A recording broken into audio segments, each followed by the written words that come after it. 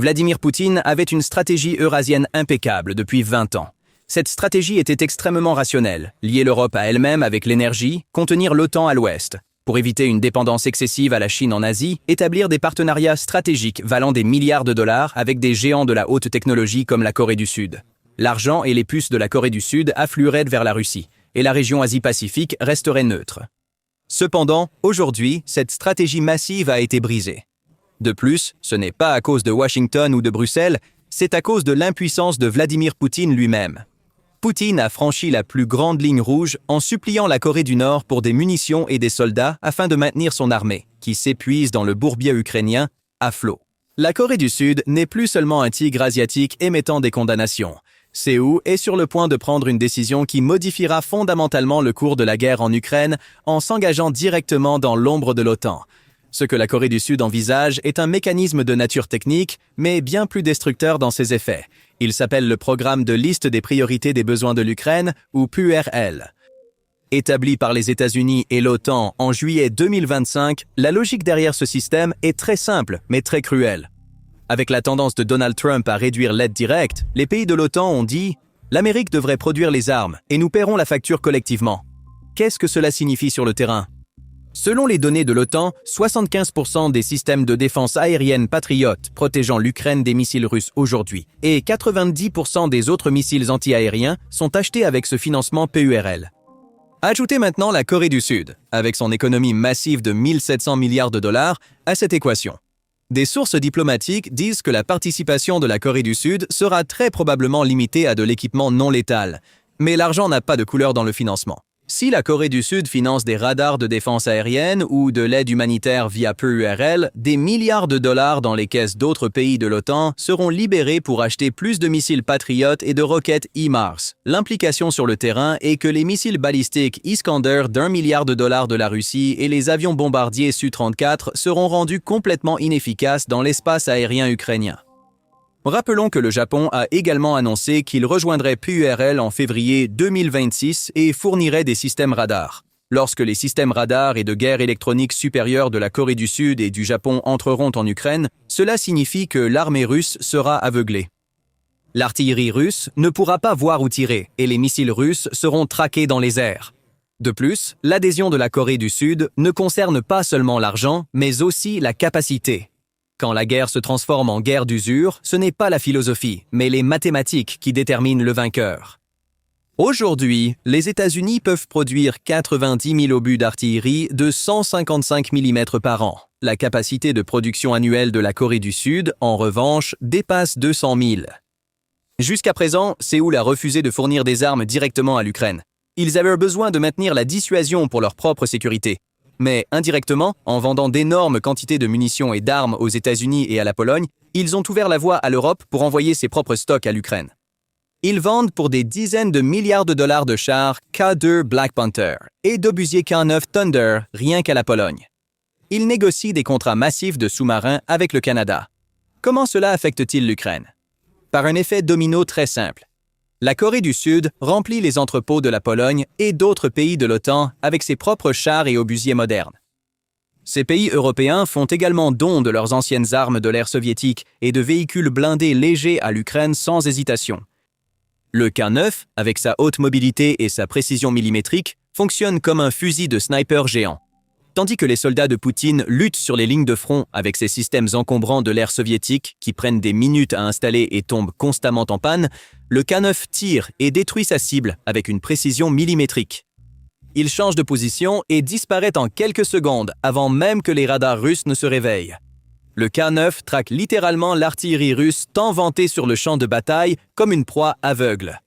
De l'autre côté se trouve le plus grand cauchemar du Kremlin, les chars K2 Black Panther. Oubliez ces fameux chars T-90 dont Poutine ne cesse de s'extasier à la télévision d'État et qu'il exhibe fièrement sur la place rouge. Quand vous opposez un T-90 à un K2 dans la boue, la propagande s'arrête et le massacre technologique commence. Alors, quand les soldats russes jettent un coup d'œil depuis leurs tranchées, ils voient des chars envoyés par l'Europe. Mais la seule raison pour laquelle ces chars peuvent atteindre l'Ukraine est que la Corée du Sud, avec sa capacité de production inégalée, soutient l'Europe. Maintenant, avec sa participation officielle à PURL, la Corée du Sud est formellement intégrée au réseau d'approvisionnement en armes de l'Occident. Cette possibilité rend la Russie folle. Le ministère russe des Affaires étrangères a directement ciblé la Corée du Sud. Les mots de Zakharova étaient clairs. Si cela se produit, nous serons contraints d'utiliser notre droit de représailles, y compris des mesures asymétriques. Décodons le sens de ce mot, asymétrique. Parce que ce mot est généralement une façon pour un État de dire « je ne peux pas te déclarer la guerre directement, je ne peux pas nuire à ton économie, mais je peux te causer des ennuis d'autres manières ». Alors, que peut faire la Russie à la Corée du Sud? Économiquement, le commerce entre les deux pays est déjà proche de zéro. La Corée du Sud a déjà déplacé son attention vers le marché européen des armes, la Pologne et les contrats de sous-marins de 60 000 milliards de won du Canada. La seule véritable carte de la Russie est de fournir à la Corée du Nord une technologie d'armement plus avancée. Mais c'est là que nous voyons le dilemme dans lequel se trouve Poutine. La Russie ne peut même pas répondre aux besoins de sa propre armée. Donc, il y a une limite aux technologies asymétriques qu'elle peut donner à la Corée du Nord. En même temps, c'est un scénario de dernier recours qui menace directement la sécurité nationale de la Corée du Sud. Cela pose un dilemme majeur pour la Russie. Si Moscou fournit à Pyongyang trop de technologies avancées, Séoul pourrait complètement abandonner ses propres lignes rouges. Il y a un risque que Séoul puisse directement et imprudemment acheminer ses énormes stocks d'obus d'artillerie et d'armes vers Kiev. Cela ne semble pas être un scénario que Poutine risquerait. De plus, armer la Corée du Nord à un tel point est également une situation qui dérange l'autre allié de la Russie, la Chine. Pékin ne veut pas d'un Kim Jong, un incontrôlé et jouant avec des sous-marins nucléaires juste à côté. Cependant, l'effet domino ne se limite pas à cela. Le mouvement PURL de la Corée du Sud est un coup massif pour toute la stratégie mondiale de Poutine. L'objectif stratégique fondamental du Kremlin est d'isoler l'Ukraine comme un simple problème européen et de tenir le Sud global et l'Asie à l'écart de ce conflit, en construisant un nouveau bloc multipolaire contre l'Occident. Cette narration d'un axe anti-impérialiste promu par les BRICS et l'Organisation de coopération de Shanghai subit un coup majeur alors que les géants technologiques et économiques de l'Asie entrent avec succès dans l'orbite de l'OTAN. L'intégration du Japon, de l'Australie, de la Nouvelle-Zélande et, plus récemment, de la Corée du Sud dans les mécanismes de soutien de l'OTAN à l'Ukraine affaiblit d'une manière ou d'une autre l'argument de Poutine selon lequel nous ne combattons que l'Occident. Les économies les plus fortes d'Asie investissent clairement dans la survie de Kiev. Cette situation est également un casse-tête stratégique pour les plus grands soutiens de la Russie, comme la Chine et l'Iran. L'administration de Pékin est sérieusement mal à l'aise avec le Japon et la Corée du Sud, juste à côté, approfondissant leurs liens de défense avec les États-Unis et l'OTAN à un tel point. Le déploiement par la Russie de troupes nord-coréennes en Europe a créé un effet boomerang, perturbant l'équilibre des pouvoirs dans l'arrière-cour de la Chine et poussant Séoul et Tokyo à s'armer. Plus importante encore, cette situation impose un fardeau incroyable aux alliés de la Russie. Un système de défense aérienne ukrainien, renforcé par le financement sud-coréen, amènera la Russie à avoir besoin de plus de drones iraniens et de plus de missiles nord-coréens. L'Iran est aux prises avec ses propres crises régionales. La Corée du Nord épuise ses ressources limitées dans les steppes russes. Cela soulève une grande question quant à la capacité des alliés à offrir un soutien illimité à Moscou. Consciente de ces risques, la Russie voulait maintenir ses relations avec la Corée du Sud chaleureuses, car la Corée du Sud n'était pas seulement un facteur d'équilibre diplomatique, mais aussi une énorme opportunité pour l'économie civile russe, qui étouffait sous le poids des sanctions. En 2021, les exportations de la Corée du Sud vers la Russie étaient d'environ 10 milliards de dollars. Pour la Russie, la Corée du Sud était une source de haute technologie et d'automobiles d'Asie.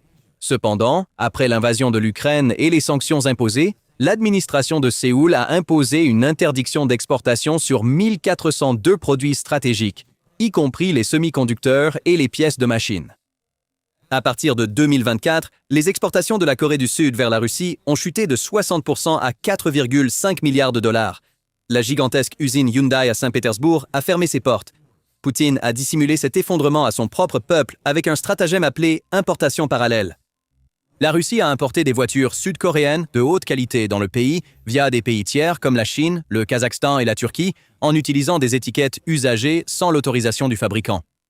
Selon les données de 2024 à 2025, la Russie a importé pour 1 milliard de dollars de voitures sud-coréennes par ses seuls canaux gris. Pourquoi est-ce important? Parce que le régime de Poutine n'avait qu'une seule illusion à vendre à son propre peuple pour rester à flot.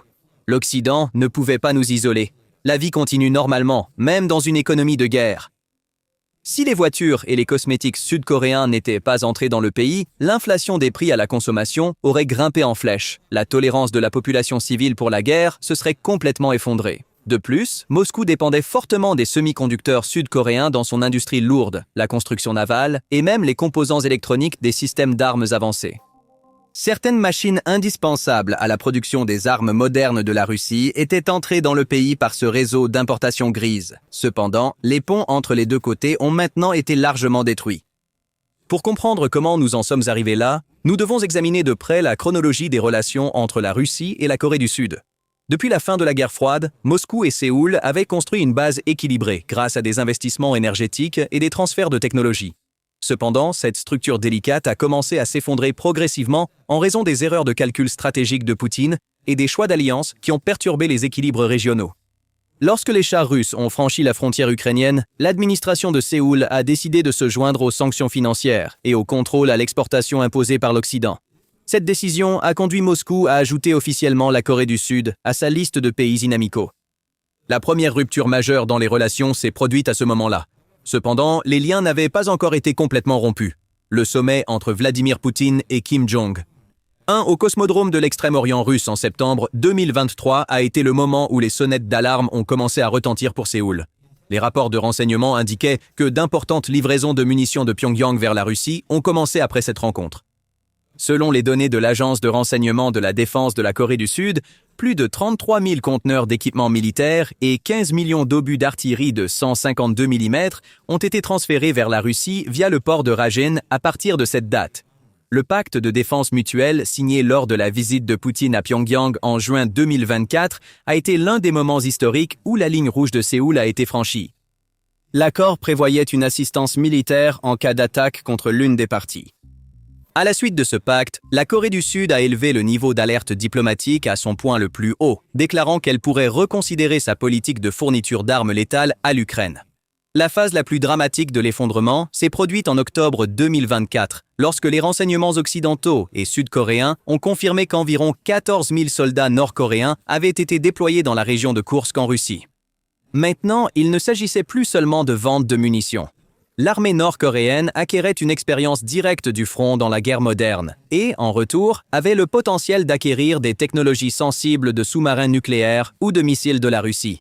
Cette situation transformait la guerre en Ukraine d'une crise européenne lointaine en une question de sécurité existentielle pour Séoul sur la péninsule coréenne. Cette série de tournants historiques a transformé la Corée du Sud d'un observateur passif en un acteur actif s'alignant sur les mécanismes de l'OTAN. La Corée du Sud a désormais la capacité de lancer une guerre par procuration dévastatrice contre la Russie et indirectement contre la Corée du Nord via l'Ukraine, sans s'engager directement dans un conflit à ses propres frontières. Séoul épuisera les soldats nord-coréens et les unités mécanisées russes à des milliers de kilomètres avec les munitions indirectes qu'elle envoie au front et l'oxygène financier qu'elle fournit par le biais de PURL. Il y a aussi une dimension humanitaire à cela. Les médias d'État tentent de consolider les masses en présentant l'approche du géant asiatique envers l'OTAN comme « le monde entier, l'Occident et l'Alliance asiatique se sont unis contre nous ». Cependant, les chiffres ne mentent pas. Selon les données de janvier 2026 de la société de sondage indépendante Levada, la lassitude face à la guerre s'intensifie parmi le public. 61% des répondants souhaitent des pourparlers de paix. L'attente exprimée par les personnes dans les sondages de VTS-IOM selon laquelle tout se terminera en 2026 est fondamentalement ébranlée par ces nouvelles crises internationales. Avec l'effondrement des importations parallèles, les plaintes concernant l'inflation et le manque de vie normale augmentent discrètement parmi les personnes qui ne peuvent pas accéder aux produits sud-coréens. Une vague de protestations ? Non, le régime répressif ne le permettra pas. Mais cette question empoisonnée qui résonne dans l'esprit des gens ronge le moral. Pourquoi l'Asie s'est-elle aussi retournée contre nous ? Pour les oligarques avec des milliards de dollars d'actifs gelés en Occident, l'Asie était le dernier refuge sûr pour la consommation de luxe et le commerce facilité par des canaux gris. Maintenant, ces portes se ferment aussi. La richesse de guerre s'érode, remplacée par des produits chinois de basse qualité. Selon une analyse de février 2026 par The Moscow Times, les oligarques sont devenus complètement dépendants du Kremlin. La plupart sont en mode « garder le silence, surveiller son argent ». Cependant, surtout parmi les élites des secteurs de l'importation et du commerce, la possibilité de paix est chuchotée en coulisses. Ce scénario est une bombe d'usure larguée sur l'esprit stratégique de Poutine. En résumé, ce que nous voyons ici va bien au-delà d'un conflit frontalier local. L'Ukraine est désormais une ligne de faille mondiale. D'un côté, il y a la chaîne d'approvisionnement autocratique formée par la Russie, la Corée du Nord, la Chine et l'Iran. De l'autre côté se trouve le réseau de défense démocratique formé par l'OTAN, l'Amérique et maintenant les géants technologiques d'Asie. La participation de la Corée du Sud à PURL est un changement massif dans cet équilibre, non seulement en termes d'argent, mais aussi de capacité industrielle et de légitimité géopolitique. Moscou peut-elle arrêter ce mouvement? Non. La seule carte de Poutine est d'armer davantage la Corée du Nord et de lancer des cyberattaques. Cependant, aucune de ces actions ne peut empêcher les milliards de dollars de nouveaux budgets de défense aérienne qui afflueront à Kiev.